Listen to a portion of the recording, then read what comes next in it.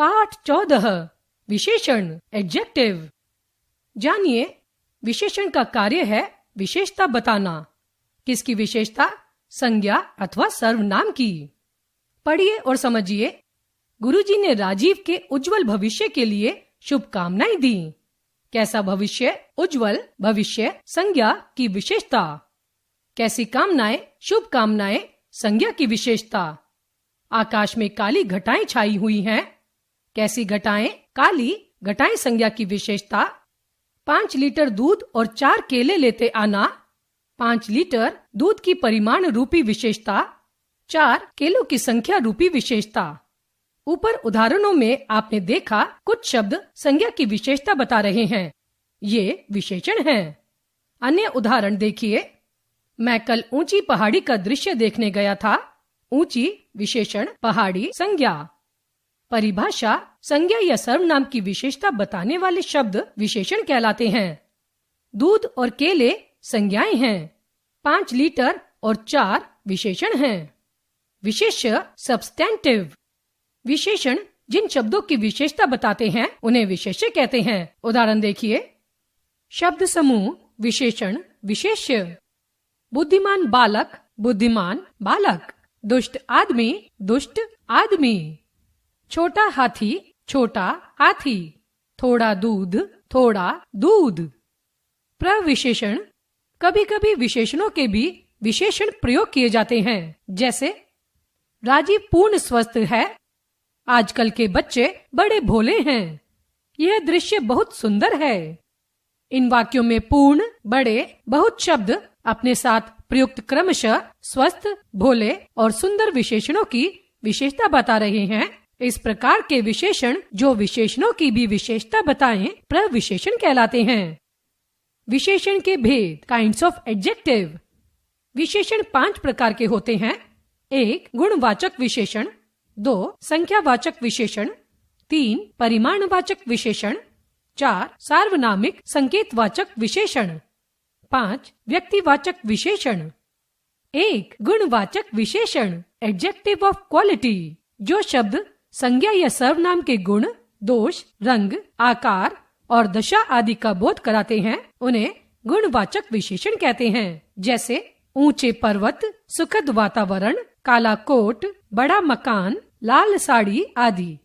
गुणवाचक विशेषण कई प्रकार की विशेषताओं का बोधक हो सकता है। जैसे गुणबोधक, विनम्र, भला, दयावान, अच्छा, शिष्ट, सभ्य, ईमानदार, सुंदर, सज्जन आदि। दोषबोधक, अभिमानी, कुटिल, दुर्जन, दुष्ट, बुरा, अशिष्ट, बेईमान आदि। स्पर्शबोधक, मखमली, खुरदुरा, गरम, ठंडा, कोमल, कठोर आदि। रंगबोधक, बहुरंगी, सतरंगी, चितकबरा, लाल, पीला, आसमानी आदि। अवस्था बोधक, तरल, ठोस, सूखा, गीला, युवा, वृद्ध, बाल, किशोर आदि। स्थान बोधक, राष्ट्रीय, अंतर्राष्ट्रीय, विदेशी, देशी, बनारसी, लखनवी आदि।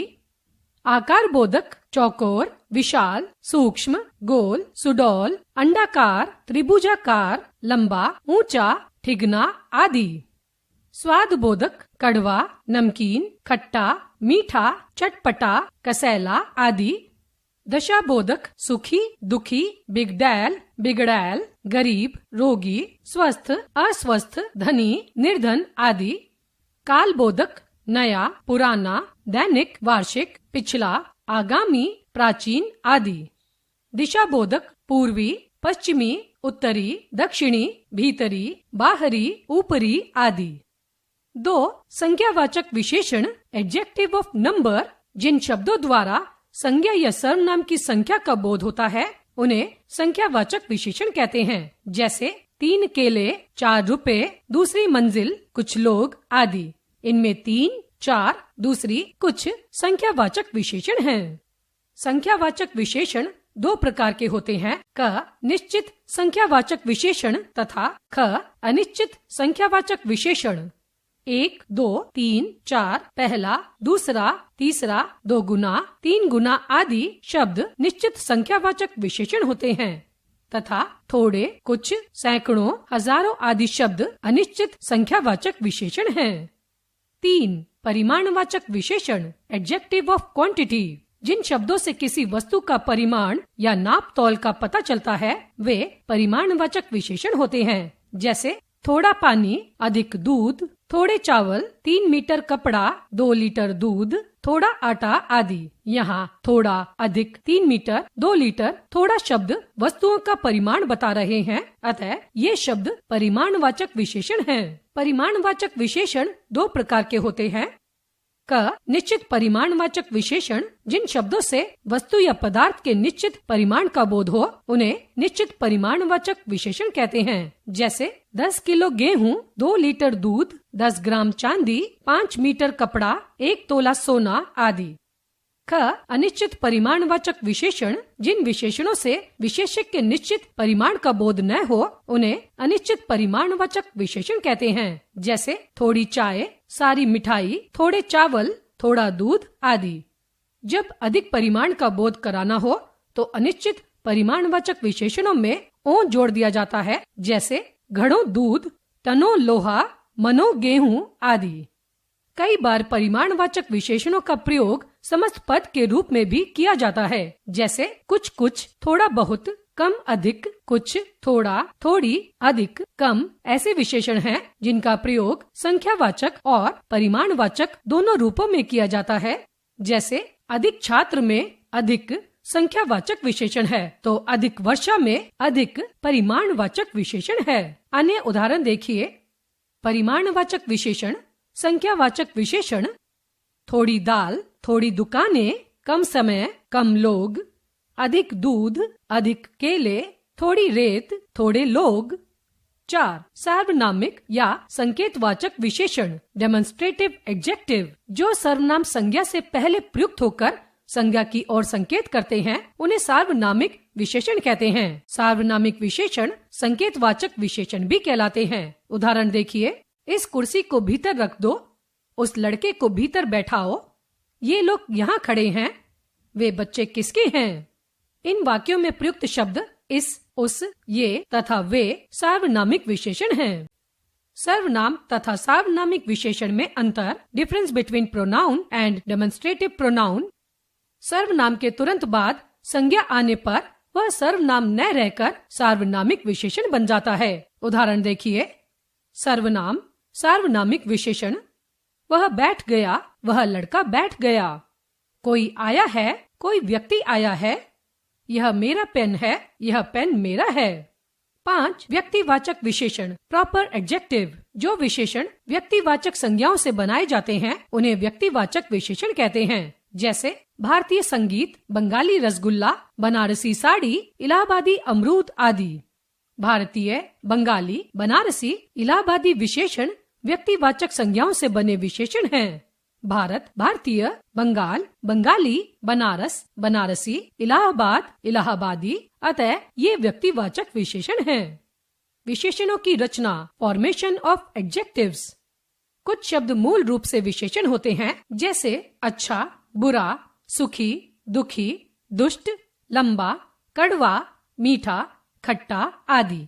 कुछ विशेषणों की रचना अन्य शब्दों जैसे कि संज्ञा, सर्वनाम, क्रिया, अव्यय में प्रत्यय जोड़कर की जाती है। जैसे सुख से सुखी, सभ्य से असभ्य, पक्ष से पाक्षिक, वर्ष से वार्षिक आदि। यहाँ विशेषणों की रचना के कुछ उदाहरण दिए जा रहे हैं। इनके आधार पर विशेषणों की रचना का अभ्यास कीजिए। संज्ञा से निर्मित विशेषण। संज्ञा विशेषणन।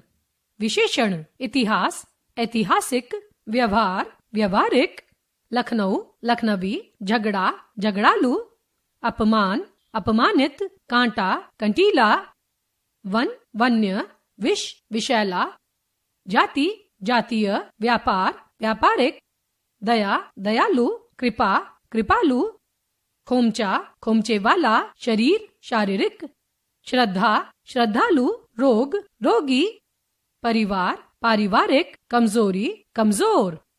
सर्वनाम से निर्मित विशेषण। सर्वनाम विशेषण मैं, मुझसा, जो, जैसा, तुम, तुमसा, वह, वैसा। यह, ऐसा, कौन, कैसा। क्रिया से निर्मित विशेषण क्रिया विशेषण। चलना, चलाऊ, सहना, सहनीय, पीना, पियक्कड़, बेचना, बिकाऊ, खाना, खाऊ, लड़ना, लड़ाकू, भागना, भगोड़ा, उड़ना, उड़ाऊ, बहना, बहाव। अव्यय से निर्मित विशेषण अव्यय विशेषण। आगे, अगला, बाहर, बाहरी, भीतर, भीतरी, ऊपर, ऊपरी, पीछे, पिछला, नीचे, निचला। विशेषणों की अवस्थाएं, डिग्रीज ऑफ एडजेक्टिव। विशेषण जब किसी व्यक्ति, वस्तु या स्थान के गुण दोष बताता है तो गुण दोष की अवस्थाएं सामान्य अथवा कम या अधिक हो सकती हैं। ऐसी 3 अवस्थाएं होती हैं। 1 मूलावस्था, 2 उत्तरावस्था, 3 उत्तमावस्था। 1 मूलावस्था पॉजिटिव डिग्री। जब किसी व्यक्ति, वस्तु या स्थान में निहित गुण दोष को सामान्य रूप से बताया जाता है तो उसमें तुलना नहीं हो सकती है। ऐसे में वस्तु या व्यक्ति में निहित गुण दोष का ही वर्णन किया जाता है। जैसे गिलास में गर्म पानी है, गर्म गुणवाचक विशेषण मूलावस्था। ख बोतल में ठंडा पानी है, ठंडा गुणवाचक विशेषण मूलावस्था। 2 उत्तरावस्था कंपैरेटिव डिग्री। जब 2 प्राणियों, वस्तुओं या स्थानों आदि की तुलना की जाती है तो एक को दूसरे से अधिक अच्छा या बुरा बताया जाता है। जैसे अजय राजीव से अधिक लंबा है, अधिक लंबा, उत्तरावस्था। 3 उत्तमावस्था सुपरलेटिव डिग्री। जब एक विशेषक की तुलना बहुत से विशेषों से की जाती है तो उसकी विशेषताएं बताकर उसे सबसे निम्न या श्रेष्ठ बताया जाता है। जैसे अजय कक्षा में सबसे अधिक बुद्धिमान है, मीरा सबसे सुंदर लड़की है। यहाँ सबसे अधिक बुद्धिमान व सबसे सुंदर विशेषण की उत्तमावस्थाएं हैं। विशेषणों की तीनों अवस्थाओं की रचना, formation of 3 degrees of adjectives.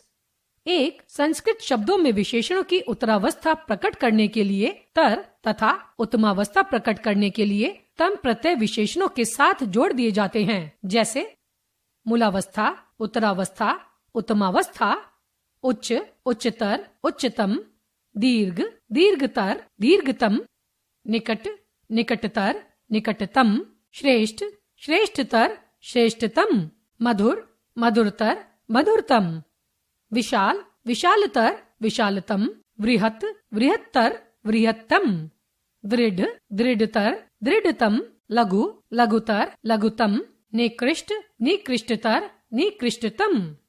2 विशेषणों से पहले अधिक और सबसे अधिक लगाकर क्रमशः उनकी उत्तरावस्था व उत्तमावस्था बनाई जाती है। जैसे मूलावस्था, उत्तरावस्था, उत्तमावस्था। ऊंचा, अधिक ऊंचा, सबसे अधिक ऊंचा। लंबा, अधिक लंबा, सबसे अधिक लंबा। दयालु, अधिक दयालु, सबसे अधिक दयालु। बुद्धिमान, अधिक बुद्धिमान, सबसे अधिक बुद्धिमान। सुंदर, अधिक सुंदर, सबसे सुंदर। मोटा, अधिक मोटा, सबसे मोटा। 3 फारसी के कुछ तुलनात्मक शब्द भी हिंदी में प्रयुक्त होते हैं। जैसे कम, कमतर, कमतरीन। बद, बदतर, बदतरीन। अच्छा, बेहतर, बेहतरीन।